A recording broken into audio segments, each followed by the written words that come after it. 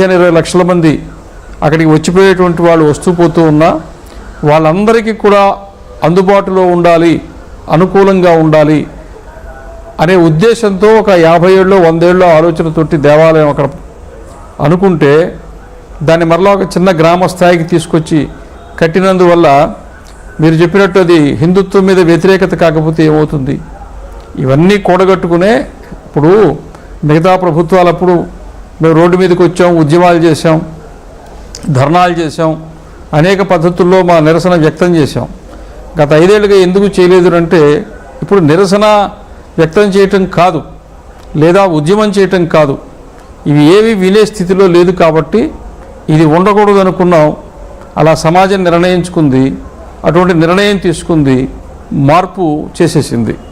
కాబట్టి హిందూ సమాజంతో ఎప్పుడూ కూడా వెంకటేశ్వర స్వామితో ఇలా వ్యవహరించకూడదు, పెట్టుకోకూడదు.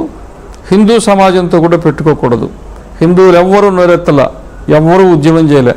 ఆ రోజు కోసం ఎదురు చూశారు, బటన్ నొక్కేశారు, అయిపోయింది.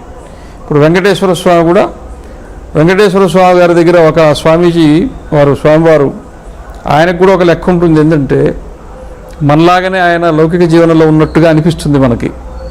రాత్రి 12 అయినా 1 గంట అయినా ఏ రోజు లెక్క ఆ రోజు చూసుకొనే పడుకుంటాడు ఆయన.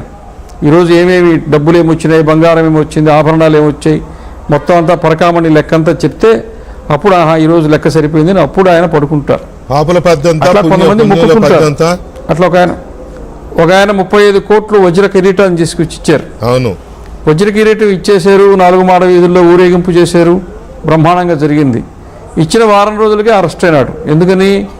వెంకటేశ్వర స్వామి వారికి రావాల్సినంత వరకు ఆ లెక్క అట్టు జమేసేసుకున్నాడు, మిగతా పాపపు జమ ఆ లెక్క కట్టిపోయింది.